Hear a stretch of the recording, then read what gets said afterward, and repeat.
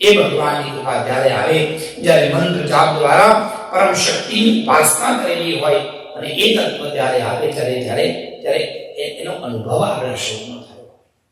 એ અનુભવ ભગવાન ધ્રુવને કરાવ્યો ક્યાંય મળ્યા વગર, કોઈ પણ ગુરુકુલમાં ગયા વગર, ક્યાંય પણ શિક્ષા લીધા વગર એને કીધું કે ભગવાન તમારો સંઘનો સ્પર્શ જ્યારે મને થયો, યોન્ત પ્રવિશ્ય મમ વાચીમામ પ્રસુપ્તા, મારી વાણી તો સૂતેલી હતી, એને ખબર જ નહોતી પડતી. જ્યાં તમારો સ્પર્શ થયો મારી સૂતેલી વાણી જાગી ગઈ.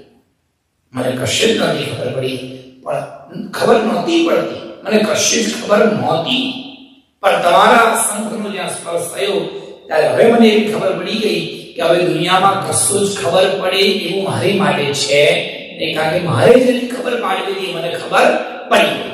આ વેદનું વાક્ય છે.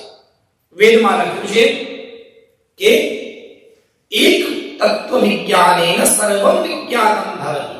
એ તત્વ જો તમે જાણી જાઓ તો દુનિયામાં કોઈ પણ એવું બાકી નહીં રહે કે જાણવા જેવું હોય. એક તત્વ ખબર પડી જાય, એક તત્વનું જ્ઞાન થઈ જાય તો બધું જ જ્ઞાન થઈ જાય. એક વસ્તુ મળી જાય તો બધી જ વસ્તુ મળી જાય. એ તત્વ પરબ્રહ્મ તત્વ છે.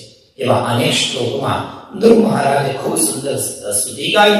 ભગવાન બહુ રાજી થયા, ભગવાન ધ્રુવને ગળે લગાડ્યા. અદભુત ભક્તિનું જ્ઞાન અને અદભુત ભક્તિ તત્વ ભગવાને ધ્રુવને આપ્યું. માથે હાથ ફેરવાયા, કીધું ધ્રુવ તમે બહુ સુંદર ઉપાસના કરી છે, માગો બેટા શું જોઈએ છે?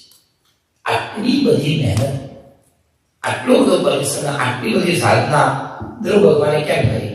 પપ્પાના ખોળામાં બેસા, બોલો જય શ્રી કૃષ્ણ.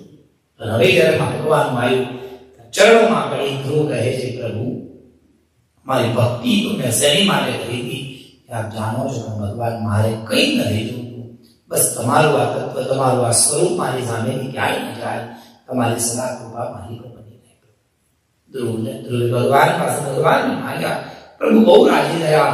ભગવાને કીધું તમને મારા તત્વની પ્રાપ્તિ થઈ ચૂકી છે, તમે મને જાણી લીધા છે, પણ તમે તમારા કર્મના કારણે તમારે આખી જિંદગી જીવવાની છે, તમારે રાજ કરવાનું છે, તમારે આ દુનિયામાં ધર્મની સ્થાપના કરવાની છે.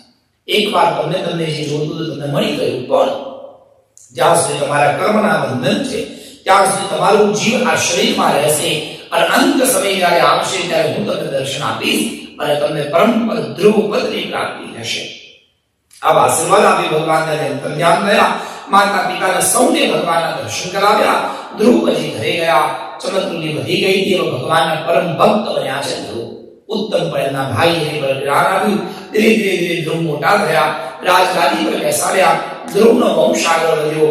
આગળ જતા એમના વંશમાં પૃથ્વીની કથા આવે. એ જ વંશમાં આગળ જતા પૃથુ મહારાજ અને પ્રચેતાઓનો જન્મ થયો. પૃથુ મહારાજે આ પૃથ્વીનું કેટલી વાર દોહન કર્યું અને પૃથ્વીને સબીજ બનાવ્યું.